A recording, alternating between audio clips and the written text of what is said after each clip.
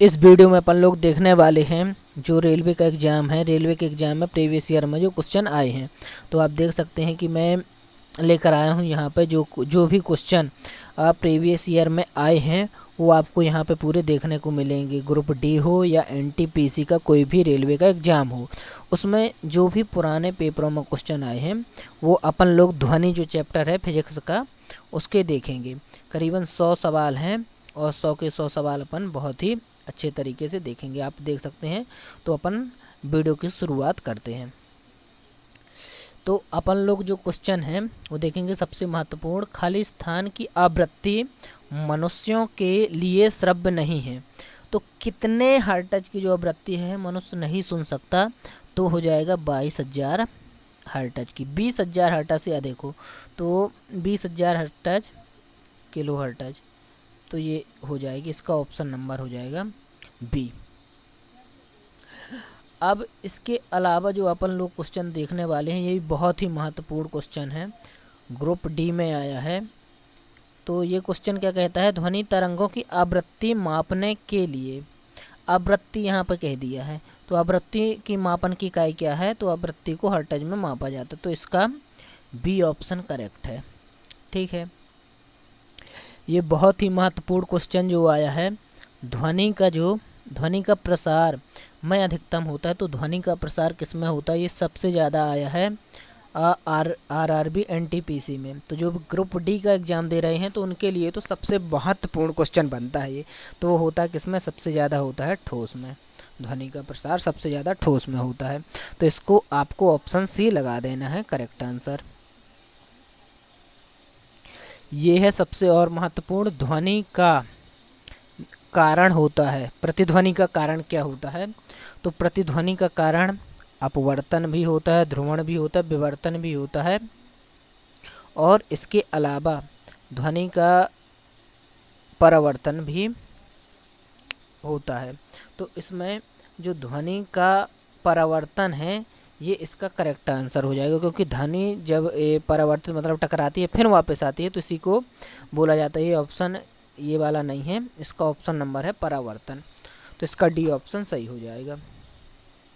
तो D option सही है। ये देखिए, ये भी आरआरबी में आया है कि ध्वनि की चाल माध्यम के गुणों पर निर्भर करती है। तो किन गुणों पर निर्भर करती है, तो देखिए ताप पे, ताप का प्रभाव पड़ता है, ये भी सही है, और प्रत्यास्थता का भी पड़ता है और दाब का भी पड़ता है। तो इसका ए ऑप्शन सही हो जाएगा। अब ये है ध्वनि का वेग निर्भर करता है। तो ध्वनि का वेग किस पर निर्भर करता है, तो ये करता है तरंग दैर्ध्य पर, क्योंकि भी बराबर होता है, आपको पता हो, एन लैम्डा, ये इसका सूत्र होता है। और इससे बहुत सारे जो न्यूमेरिकल हैं वो इसी से आते हैं। तो ये वाला सूत्र अपने को बहुत ही ज़्यादा याद में रखना है। अब अपन लोग देखने वाले हैं और महत्वपूर्ण क्वेश्चन, वो है ध्वनि, हवा में ध्वनि का वेग लगभग कितना होता है। सबसे महत्वपूर्ण क्वेश्चन है और इसी से सबसे ज़्यादा क्वेश्चन पेपरों में आते हैं। तो इसका आंसर हो जाएगा 330। 330 मीटर प्रति सेकंड होता है हवा में ध्वनि का वेग। ये आपको बहुत ही महत्वपूर्ण है, इसको आपको याद में रखना है। अगला ये भी है, ध्वनि की तीव्रता मापी जाती है। तो ध्वनि की तीव्रता काहे में मापी जाती है ये आपको बताना है। वैसे आपको पता भी होगा, डेसिबल में ध्वनि की तीव्रता को मापा जाता है। तो इसका सी ऑप्शन करेक्ट हो जाएगा। जो जो पेपरों में आ चुके हैं क्वेश्चन उनका सल्यूशन मैं कराने वाला हूँ, और बहुत ही अच्छे तरीके से अपन लोग इनका सॉल्यूशन करेंगे और यही आपके पेपरों में आएंगे। अब ये देखिए, ये और महत्वपूर्ण क्वेश्चन है कि सोनार का पूरा नाम होता है। तो सोनार का पूरा नाम होता है, आपको याद रख के जाना है, साउंड नेविगेशन एंड रेजिंग। तो इसका सी ऑप्शन करेक्ट हो जाएगा। ये वाला आप देखेंगे, बहुत ही महत्वपूर्ण क्वेश्चन है अगर एनटीपीसी का, कि कोई ध्वनि जब कम से कम 17 मीटर की दूरी से परिवर्तित होती है तो उसे कहते हैं, तो उसे क्या कहा जाता है, प्रतिध्वनि। तो इसका सी ऑप्शन करेक्ट हो जाएगा। मैं जो बता रहा था कि सबसे महत्वपूर्ण जो क्वेश्चन आता है वो ये है ध्वनि गमन नहीं कर सकती। तो किस में नहीं कर सकती? वो है निर्वात में गमन नहीं कर सकती। सबसे महत्वपूर्ण क्वेश्चन है आरआरबी, एनटीपीसी और अदर एग्जाम का, सबसे ज़्यादा एग्जामों में आया है कि ध्वनि गमन नहीं कर सकती, सबसे ज़्यादा किस में करती है। तो आपको इसको नहीं छोड़ना है। अगला है ध्वनि तरंगें होती हैं। तो ध्वनि तरंगें कैसी तरंगें होती हैं? तो ध्वनि तरंगें यांत्रिक तरंगें होती हैं, यांत्रिक तरंग भी कहा जाता है। अगर आप क्लास 12 में पढ़ा होगा ये, तो ध्वनि तरंगों को यांत्रिक तरंगें भी कहा जाता है। तो इसका डी ऑप्शन सही है। और ये भी बहुत सारे टेक्नीशियन के भी पेपरों में आया है। अगला क्वेश्चन है 11वां क्वेश्चन। अगर आप देखेंगे तो शायद ही आप इसको कर पाएँ। क्या कह रहा है कि देखिए, मैं इसका एक फॉर्मूला ज़्यादा पेपरों में आया है क्वेश्चन, कि एक ध्वनि स्रोत 600 हर्ट्ज की तरंग भेजता है, ठीक है, और 3 मीटर की तरंग दैर्ध्य पैदा करती है। तो इस तरंग की गति क्या है, मतलब वेग पूछा है।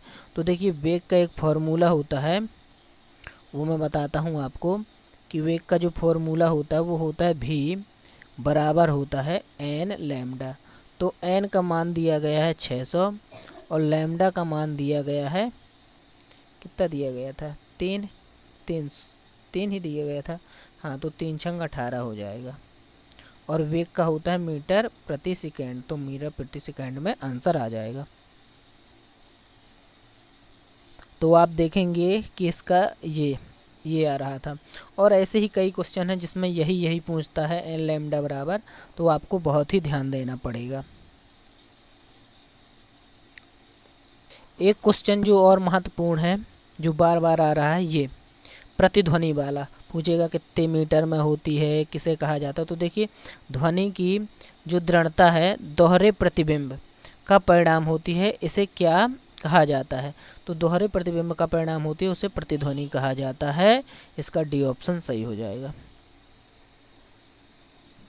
बहुत ही महत्वपूर्ण और बहुत ही ज़बरदस्त एनटीपीसी एग्जाम के क्वेश्चन लाया हूँ मैं। आप देख सकते हैं, ध्वनि हवा के माध्यम से चलती है और हमारे कानों पर पहुँच पाती है, पर हमें खाली स्थान प्रदान करती है। तो क्या प्रदान करती है? ध्वनि संवेदन प्रदान करती है आपको, अपने आप को। संगीत तो पैदा नहीं करती। तो इसका सी ऑप्शन सही हो जाएगा ध्वनि का। अगला देखेंगे आप, जो सोनार होता है, सोनार में मौजूद मुख्य उपकरण होता है जिसका उपयोग पानी के नीचे मौजूद दूरी, दिशा, गति का पता लगाने के लिए किया जाता है। ये भी पेपरों में आया है, तो इसका ऑप्शन हो जाएगा ये ट्रांसमीटर और डिटेक्टर। आप इसको देख सकते हैं अगर आप देखना चाहें तो। देखिए, एक ये है, लगातार एकाधिक के कारण प्रतिध्वनियों को एक से अधिक बार सुना जा सकता है। तो कैसे सुना जा सकता है? परावर्तन के द्वारा सुना जा सकता है। कई बार पेपरों में आया, बहुत ही आईएमपी है, आप इसको आईएमपी लगा लेंगे। तो सबसे महत्वपूर्ण मेरी समझ में यही क्वेश्चन लग रहा है। अगला ये है, ये भी देखिए, ये क्या कह रहा है, निम्न में से कौन सा माध्यम घनत्व में से किसी ध्वनि तरंग के एक संपूर्ण दोलन लगने वाला समय है? दोलन में लगने वाले समय को क्या कहा जाता है? आवर्तकाल। तो इसका ए ऑप्शन सही हो जाएगा। तो इसमें आपको ए ऑप्शन लगा देना है। अब देखिए, आप देखेंगे, ये बहुत बार सवाल आ रहा है कि जो एक समुद्र सर्वेक्षण जहाज समुद्र के तरल में ध्वनि भेजता है, जो 0.5 सेकेंड बाद प्रतिध्वनि का अंकुच करती है, मतलब 0.25 जो सेकेंड है वो टाइम हो गया। समुद्र जल में प्रतिध्वनि की गति 1200 मीटर प्रति सेकेंड है। समुद्र की गहराई बताइए। तो अपने को समुद्र की गहराई बतानी थी। तो देखिए कैसे करना था, पहले अपन दूरी निकालेंगे तो चाल गुणा समय हो जाएगा। तो अपनी चाल दी गई है 3.5, नहीं ये टाइम हो गया, और 1200 हो गई अपनी 1200 हो जाएगा चाल, ठीक है, या वेग कह लो, और 2.5 हो जाएगा टाइम। तो जब अपन इसका गुणा करेंगे 2.5 का, तो अपने को मिलेगा 3000 अपने को मिल जाएगी दूरी, ठीक है। तो ये जो ध्वनि मिली, दूरी जो मिली, ये मिली आने की और ये जाने की, तो आने जाने की मिली 3000, तो इसमें 2 का भाग देंगे तो 1500, मतलब गहराई भर पूछा तो समुद्र की एक बार की जाने की भर, तो इतने भर का ज्ञात कर लेंगे, तो इसका भाग दे दें, मतलब इसकी आधी हो जाएगी, बस हो गया। तो इसका डी ऑप्शन सही हो जाएगा। अब देखिए ये बार बार पूछा जा रहा है कि जो ध्वनि के संचरण के लिए आवश्यक माध्यम होना चाहिए, तो कैसा होना चाहिए आवश्यक माध्यम, तो ठोस हो, ठोस में सबसे ज़्यादा होती है ठोस, गैस, द्रव और इसमें से सभी, तो इसका डी ऑप्शन करेक्ट हो जाएगा। देखिए एक ये भी अच्छा ही ऑब्जेक्ट है कि ध्वनि तरंगों के परावर्तन द्वारा उत्पन्न ध्वनि की पुनरावृत्ति क्या कहलाती है। मैंने बार बार बताया कि प्रतिध्वनि आपको देखने को मिलेगी, और ये 2 जो ऑप्शन है हर बार देखने को आपको मिलेंगे, कोई भी पेपर हो। इसके अलावा आप देखेंगे 19वां क्वेश्चन, बहुत ही महत्वपूर्ण क्वेश्चन है। निम्नलिखित में से कौन सा ध्वनि की लाउडनेस या सॉफ्टनेस को निर्धारित करता है। जो उसमें लाउडनेस और सॉफ्टनेस होती है तो उसे आयाम निर्धारित करता है, तो इसका हो जाएगा डी ऑप्शन। अगला क्वेश्चन क्या कहता है, प्रतिध्वनि को कम करने के लिए, ठीक है, ऑडियो थिएटर की जो छतें होती हैं और दीवारों में किससे ढका जाता है, तो वो किससे ढका जाता है, प्लास्टिक से ढका जाता है, तो इसका डी ऑप्शन करेक्ट हो जाएगा। ठीक है,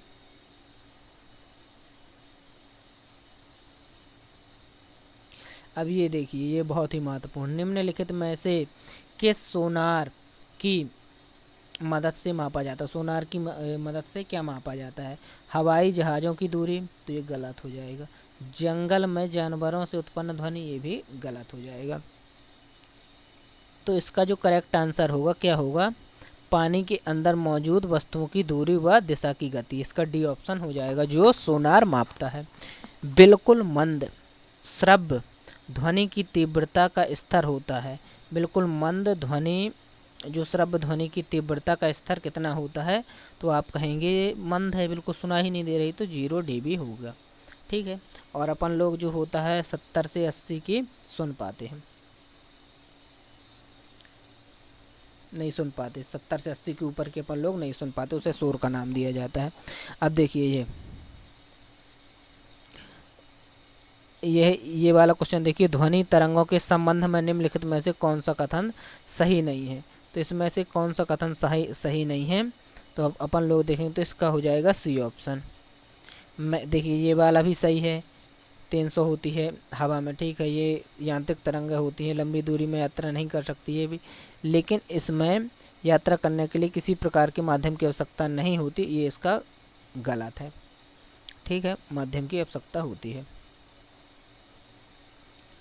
अब ये वाला देखिए, नर्म और छिद्रयुक्त सतहों का उपयोग करके शोर को अवशोषित करने के लिए तकनीकी का उपयोग किया जाता है, तो किस तकनीकी का उपयोग किया जाता है, ध्वनिक सुरक्षा, तो इसका ए ऑप्शन सही हो जाएगा। ये और महत्वपूर्ण क्वेश्चन है, आरआरबी ग्रुप डी में आया तो आपको इसको छोड़ना नहीं। क्या है, एक एकल आवृत्ति द्वारा उत्पन्न ध्वनि को कहा जाता है, तो क्या कहा जाता है, टोन कहा जाता है, टोन स्वर या धान जो एकल से उत्पन्न की जाती है। ये और महत्वपूर्ण क्वेश्चन है कि ध्वनि का तारतम्य निर्भर करता है, ध्वनि का तारतम्य किस पर निर्भर करता है, आवृत्ति पर निर्भर करता है। तो थोड़ा मैं जल्दी में करवाऊंगा आपको।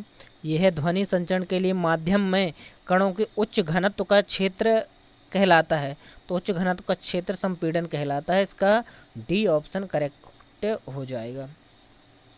अगला है निम्नलिखित में से कौन सा कथन ध्वनि व प्रकाश तरंगों के बारे में सही है, तो ध्वनि और प्रकाश तरंगों के बारे में कौन सा कथन सही है, वो है डी, कि जो ये होती हैं तरंगें वो अनुदैर्घ्य तरंगें होती हैं, लेकिन प्रकाश तरंग अनुप्रस्थ होती है, प्रकाश तरंग अनुप्रस्थ होती है और ये अनुदैर्घ्य होती हैं, तो इसका डी ऑप्शन करेक्ट है।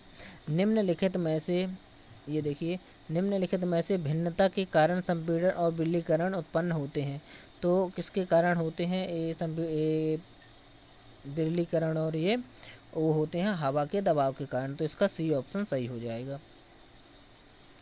30वां अपन देखेंगे कि जब ध्वनि हवा के माध्यम से गुजरती है तो हवा के कणों में क्या होता है, ये हवा के कण तरंग प्रसार की दिशा में कंपन करने लगते हैं। तो इसका ए ऑप्शन सही है। वैसे एक बार भी आया है, उतने ज़्यादा मोस्ट ये नहीं है। एक और क्वेश्चन, मानव मस्तिष्क में ध्वनि की अनुगुंज कितनी देर तक रहती है, मतलब ध्वनि कितने देर तक मस्तिष्क में बनी रहती है, तो 0.1 सेकेंड, इसका सी ऑप्शन करेक्ट है। अगला है ये वाला, आप देख सकते हैं, ये उसी प्रकार का क्वेश्चन है कि एक लड़के ने एक चट्टान के पास ताली बजाई और 3 सेकंड के बाद प्रतिध्वनि सुनाई देगी, मतलब 3 जो होगा वो टाइम होगा। यदि ध्वनि इतने 346 मीटर प्रति सेकंड हो गई चाल, तो वह चट्टान कितनी दूरी पर है। तो दूरी जब ज्ञात करनी है तो दूरी का जो सूत्र मैंने बताया था कि दूरी का सूत्र होता है चाल गुणे समय होता है।